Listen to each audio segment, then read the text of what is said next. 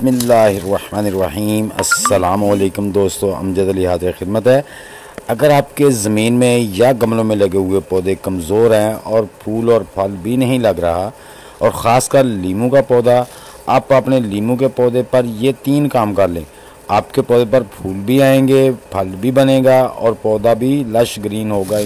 सबसे पहले जो दोस्तों आपने काम करना है कि जो आपके पौधे की टहनियाँ सूखी हुई हैं, ब्रांचेस, उसको जहाँ से ग्रीन और वो सूखी टहनी है ना, उसको ग्रीन के ऊपर से उसको काट देना है, जितनी भी टहनी है। उसके बाद दूसरा काम आपने ये करना है कि आपका पौधा ज़मीन में है या गमले में, उसको अच्छी तरह गोडी कर देनी है।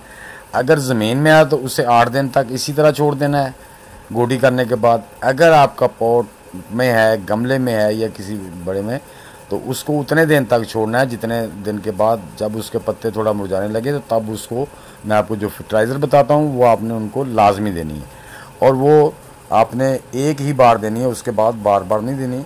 जो बार बार खाते देनी है वो मैं आपको बता देता हूँ। तो दोस्तों अब चलते हैं, छत पे आ गया हूँ मैं।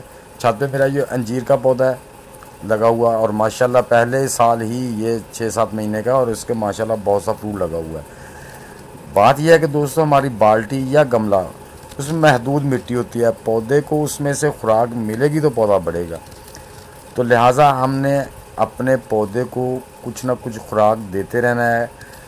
हर हफ्ते गोबर की खाद की 1 मुट्ठी मिला के वो दे दें। आपके पास किचन डीकम्पोज अगर है ना, तो वो तो बहुत ही बेहतर है दोस्तों, गोबर से भी ज़्यादा बेहतर है, क्योंकि उसमें बहुत से न्यूट्रेंट के साथ साथ कैल्शियम, पोटाशियम, मैग्नीशियम, ये सारी चीज़ें, जैसे उसमें हम बनाना पिल्स, ओनियन पिल्स, मुख्तलिफ सब्ज़ियों के छिलके जिसमें फास्फोरस, कैल्शियम, पोटाशियम भी होती है, वो सारे जब डीकम्पोज होते हैं तो वो सारी चीज़ें उसके अंदर मौजूद होती हैं। तो हमारे फ्रूट वाले पौधों को ख़ासकर फास्फोरस और पोटाशियम बहुत ज़रूरी होती है हमारे पौधों पर फूल बनने में। कैल्शियम का भी बहुत किरदार होता है।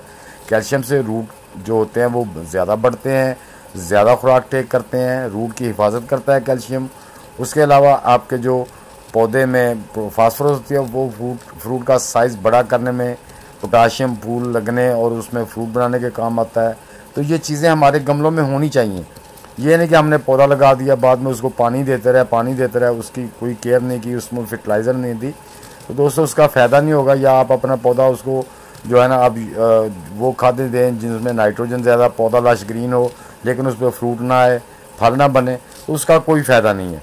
हाँ जी, अपने पौधों में लाजमी तौर पर हर 8 दिन या 15 दिन के बाद थोड़ी थोड़ी फर्टिलाइज़र देते रहना है, जिससे हमारे गमले में पौधे की खुराक मौजूद रहेगी। तो पौधे पे फ्रूट भी आएगा, पौधा पुश भी रहेगा, उसमें फल भी बनेगा।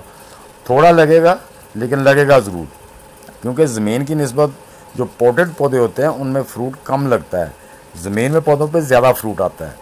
पौधों की असल जगह जो कुदरती तौर पर अल्लाह ने दी है वो ज़मीन है, तो ज़मीन के अंदर कुछ ना कुछ लाजमी होता है जो पौधे के रूट्स दूर दूर तक जाकर भी हासिल कर लेते हैं, लेकिन वो भी किसी हद तक। उसके बाद आपको लाजमी अपने पौधों के पास पास जो उनके दायरा बना होता है, यानी कि 2-2.5 फुट के अंदर अंदर आपको कोई ना कोई फर्टिलाइज़र देनी पड़ती है, फिर ही वो पौधा सही से टेक करके आपको फ्रूट देता है। अब दोस्तों जैसा कि ये मेरा अंजीर का पौधा देख रहे हैं, इसमें माशाल्लाह इससे ज़्यादा फ्रूट था, लेकिन मैं 8-10 दिन के लाहौर से बाहर चला गया, जिससे मैंने बच्चों से, बहू से, बेटे से कहा कि इसको पानी देते रहें, लेकिन उन्होंने पानी देखा नहीं, मिट्टी की नमी को चेक नहीं किया, पानी ज़्यादा देते रहे, बाल्टी में नमी ज़्यादा होगी, जिसकी वजह से मैं आया तो जो पहले का लगा हुआ फ्रूट था, हेल्दी था, उसमें से कुछ फ्रूट गिर गया, पत्ते भी थोड़े से पीले हो गए। तो दोस्तों मैंने आते ही उसमें ये क्या किया है कि इसमें हर 2 दिन के बाद मिट्टी को ऐसे ढीला कर देता हूँ अच्छी तरह नीचे तक, ताकि उसके अंदर से जो नमी है वो जल्दी से ड्राई हो जाए। तो दोस्तों लाजमी ये करना है। अब तकरीबन मैंने 1 हफ़्ता तक मुसलसल इसकी केयर की है, तो शुक्र अल्हम्दुलिल्लाह ये मेरा पौधा ख़राब होने से बच गया है। अगर मुझे और 2-4 दिन लगते तो हो सकता था ये ज़्यादा ख़राब हो जाता और फिर सही भी ना होता। तमाम जो अंजीर के पौधे हैं या दूसरे को भी फ्रूटी पौधे, और ख़ासकर लेमन का पौधा जो आपने शुरू में देखा जिसको मैंने गोडी किया, उनके लिए हम एक फर्टिलाइज़र तैयार करेंगे। दोस्तों आपने 1 लीटर पानी में 200 ग्राम या 250 ग्राम गोबर की गली हुई खाद या किचन डीकम्पोज ले लेनी है। उसमें आपने तकरीबन 20 ग्राम गुड़ डाल देना है, उसमें 1 टीस्पून जो है ना, जो चूने का भुजा वो चूने का डाल देना है, और 1 टीस्पून ही आपने डीएपी खाद का डाल के उसको 24 घंटे के लिए मिक्स करके रख देना है। अगर आप 24 घंटे ज़्यादा भी रखते हैं तो ठीक है, तो वो एक बेहतरीन फर्टिलाइज़र होगी जो हम पर लीटर अपने हर पौधे को देंगे। जैसा कि मैं इसके अंदर आप जैसे भी जो भी है खाद भी है गोबर की, वो भी जो लिक्विड के साथ वो भी इसी के अंदर गिरा देनी है। इसी तरह मैं अपने सारे पौधों को दे दूंगा। उसके बाद मैं आपको अपने पौधों का इंशाल्लाह रिज़ल्ट दिखाऊंगा कि आप पौधे, और ख़ासकर लीमू का रिज़ल्ट दिखाऊंगा जो आपके सामने सूखा सूखा नज़र आ रहा था, उस पर कितनी फ्लावरिंग और लश्करीन होगा 15 दिन के बाद मैं दिखाऊंगा। दोस्तों ये खाद आपने एक ही बार डालनी है पौधों को, हाँ जी, साल में एक बार डालनी, उसके अलावा नहीं डालनी।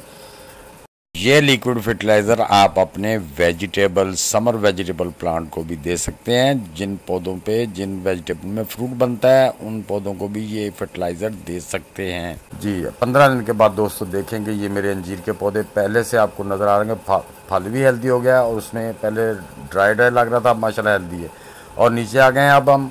और देखें जो लीमू का पौधा आपको सूखा नज़र आ रहा था, माशाल्लाह उस पर कितना खुशी, और उस पर फ्लावरिंग देख लें माशाल्लाह कितनी, और उसमें से कैप्सूल बन रहे हैं।